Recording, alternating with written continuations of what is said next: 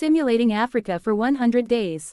What would happen if we created a massive simulation of the African continent and let nature run freely for 100 days? No human interference, no cities expanding, no roads being built, just wildlife, weather, rivers, and ecosystems interacting exactly as they have for thousands of years. From the scorching Sahara Desert to the lush Congo rainforest and the endless Serengeti plains, every day would bring something incredible.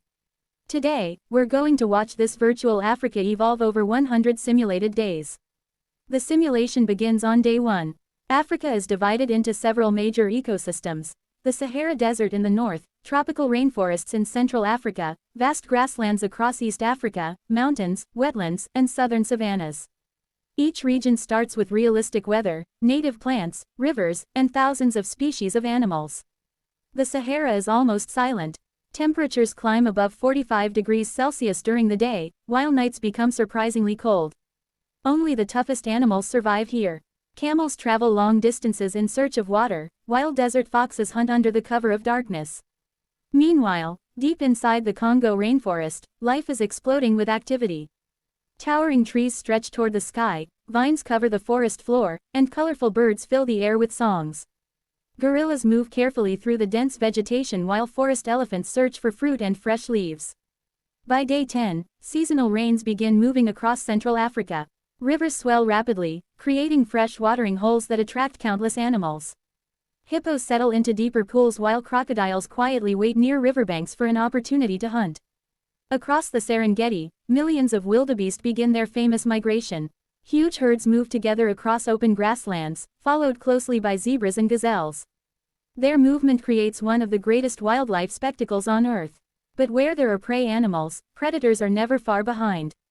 Lion prides carefully observe the herds from a distance. Cheetahs search for isolated antelope, relying on incredible speed to secure a meal. Packs of African wild dogs work together with perfect teamwork, while spotted hyenas patrol the landscape looking for opportunities to scavenge or hunt. By day 20, the simulation begins producing unexpected events. Heavy rainfall creates temporary lakes in dry regions. Thousands of flamingos arrive almost overnight, transforming empty landscapes into brilliant shades of pink. In the rainforest, insects multiply rapidly after the rain. This sudden explosion provides food for birds, reptiles, frogs, and countless other species. Every small change creates a chain reaction throughout the ecosystem. Day 30 introduces one of Africa's greatest challenges: drought. Rain clouds shift away from parts of East Africa, causing grasslands to dry out. Water becomes scarce. Elephants begin traveling farther than usual in search of permanent water sources. Giraffes survive by feeding on tall acacia trees, while smaller herbivores struggle to find enough food. Predators now have an easier time catching weak or exhausted animals. Nature remains perfectly balanced, even though survival becomes increasingly difficult. As day 40 arrives, the African skies become dramatic. Powerful thunderstorms roll across the savannas. Lightning strikes ignite small grass fires that spread quickly with the wind. Although fires seem destructive, the simulation reveals something fascinating. Many African grasslands actually depend on periodic fires.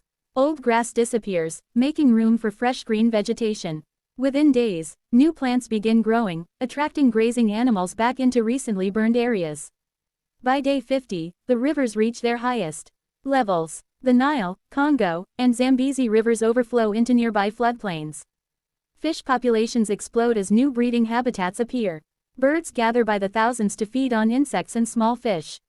Along the riverbanks, crocodiles become more active than ever. Some grow over 5 meters long, patiently waiting beneath the surface before launching lightning-fast attacks. Halfway through the simulation, Africa appears more alive than ever.